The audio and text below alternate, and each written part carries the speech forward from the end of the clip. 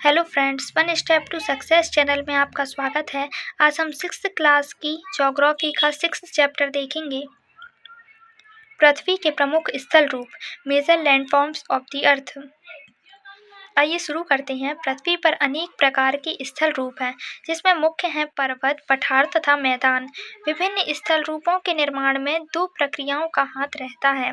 इन प्रक्रियाओं को आंतरिक प्रक्रिया तथा बाह्य प्रक्रिया कहते हैं। आंतरिक प्रक्रिया में पृथ्वी के अंदर लगातार गति होती रहती है तथा आंतरिक प्रक्रिया के कारण पृथ्वी की सतह कहीं पर ऊंची तो कहीं पर धंस जाती है। वहीं बाह्य प्रक्रिया की बात करें तो इससे पृथ्वी की सतह बनती है या टूटती है। पृथ्वी की सतह के घिस जाने को अपरदन इरोजन कहा जाता है। वहीं पृथ्वी की सतह पर पदार्थों के जमा होने की क्रिया को निक्षेपण डिपोजिशन कहते हैं।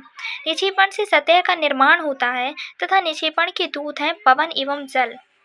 पर्वत माउंटेन्स के विषय में पढ़ेंगे तो पृथ्वी की सतह की प्राकृतिक ऊंचाई को पर्वत कहते हैं। पर्वत का शिखर छोटा और आधार चौड़ा होता है। पर्वत अपने आसपास के क्षेत्र से ऊंचा होता है। ऊंचाई बढ़ने के साथ तापमान में कमी आती है, इसीलिए ऊंचे पर्वत बर्फ से ढके होते हैं तथा पर्वतों पर ऊंचाई पर जाने पर ऑक्सीजन में कमी आती है। हिमानी ग्लेशियर, पर्वत पर बर्फ की नदियां होती हैं। जमी हुई नदी को हिमानी कहते हैं। आगे देखते हैं। पर्वतमाला माउंटेन रेंज, जब कई पर्वत एक रेखा में होते हैं तो इसे पर्वतमाला या पर्वत श्रृंखला कहते हैं। पर्वतमाला सैकड़ों किलोमीटर तक फैले होते हैं। पर्वतों पर जीवन के विषय में जानें तो पर्वत पर कठोर जलवायु तथा यह खड़ी ढाल वाली होती है।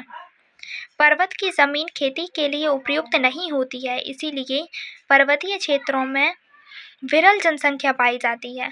पर्वत के प्रकार देखेंगे तो पर्वत 3 प्रकार के होते हैं: बलित पर्वत, प्रशोत्य पर्वत तथा ज्वालामुखी पर्वत।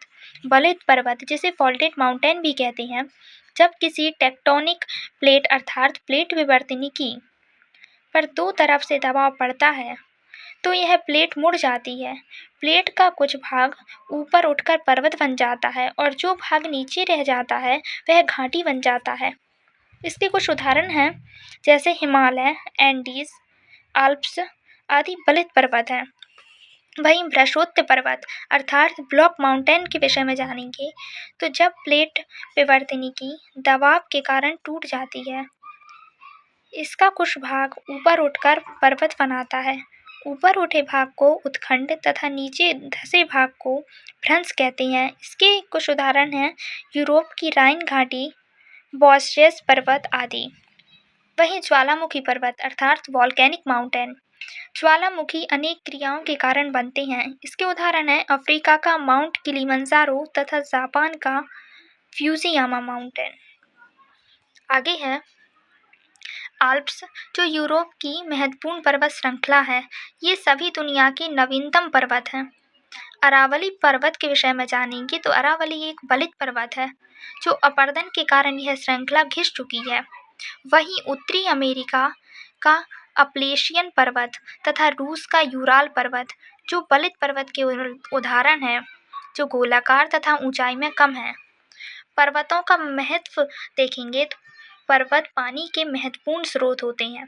कई प्रमुख नदियां पर्वत पर स्थित हिमानी से निकलती हैं। पर्वत से मिलने वाला पानी सिंचाई तथा पनबिजली के लिए इस्तेमाल किया जाता है। नदी घाटियां वेदिकाएं कृषि के लिए उपयुक्त होती हैं। पर्वतों पर अनेक वनस्पति तथा जीव जंतु भी पाए जाते हैं। वहीं पर्वतों पर अनेक खेल भी खेले जा सकते हैं, जैसे river rafting, paragliding, hang gliding तथा स्कीइंग। पर्वतों से महत्वपूर्ण उत्पाद भी प्राप्त होते हैं, जैसे लकड़ी, जड़ी बूटी, शहद तथा कत्था आदि। पर्वतीय क्षेत्र सैलानियों अर्थात टूरिस्टों को काफ़ी पसंद आते हैं, इसीलिए प्रत्येक वर्ष हजारों की संख्या में लोग पर्वतीय क्षेत्रों पर घूमने के लिए जाते हैं। दूनागिरी पर्वत, जिसकी ऊंचाई 7066 मीटर है, इसे द्रोणगिरी या गंधमर्दन पर्वत भी कहते हैं। जब श्री राम के भाई लक्ष्मण मूर्छित हो गए थे तो उनके लिए हनुमान संजीवनी बूटी लेने गए थे। उस समय वो जो पर्वत लेकर आए थे वह दूनागिरी पर्वत था। जिसे द्रोणगिरि या गंधमार्दन पर्वत भी कहते हैं। यह पर्वत उत्तर भारतीय राज्य उत्तराखंड में चमोली जिले में स्थित है, जो हिमालय की ऊंची चोटियों में से एक है। आगे है पठार प्लेटियस। पठार उठी हुई व सपाट भूमि होती है। पठारों की ऊंचाई कुछ 100 मीटर से 1000 मीटर तक हो सकती है। भारत में दक्कन का पठार पुरानी पठारों में से एक है। वहीं केन्या, तंजानिया, युगांडा का पूर्वी अफ्रीकी पठार व ऑस्ट्रेलिया का पश्चिमी पठार इसके उदाहरण हैं।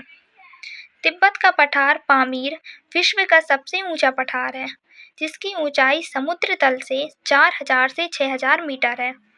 पठारों पर अनेक खनिज भी पाए जाते हैं, जिसमें अफ्रीका का पठार जहां सोना तथा हीरों के खनन के लिए प्रसिद्ध है, वहीं भारत का छोटा नागपुर पठार जहां लोहा, कोयला तथा मैग्नीज के भंडार हैं। पठारों पर जलप्रपात अर्थात वाटरफॉल्स भी हो सकते हैं, जिनसे नदियां ऊंचाई से गिरती हैं। इसका उदाहरण है भारत में छोटा नागपुर पठार पर स्वर्णरेखा नदी पर स्थित हुडनरू जलप्रपात तथा कर्नाटक में जोग जलप्रपात इसका उदाहरण है। लावा पठार के विषय में जानेंगे तो यह लावा पठार पर काली मिट्टी की प्रचुरता होती है तथा यह काली मिट्टी खेती के लिए काफ़ी उपजाऊ मानी जाती है। आगे देखेंगे मैदान प्लेन्स। मैदान समतल भूमि के बड़े भाग होते हैं, जो समुद्र तल से 200 मीटर से अधिक ऊंचे नहीं होते हैं। मैदान नदियों सहायक नदी से बने होते हैं। मैदान अधिक उपजाऊ होते हैं। एशिया में स्थित मैदानों के विषय में जानेंगे तो भारत में गंगा व ब्रह्मपुत्र का मैदान, चीन में थांगसे नदी का मैदान प्रमुख है। भारत में गंगा का मैदान देश का अधिक जनसंख्या वाला क्षेत्र है, अर्थात यहाँ सघन जनसंख्या पाई जाती है।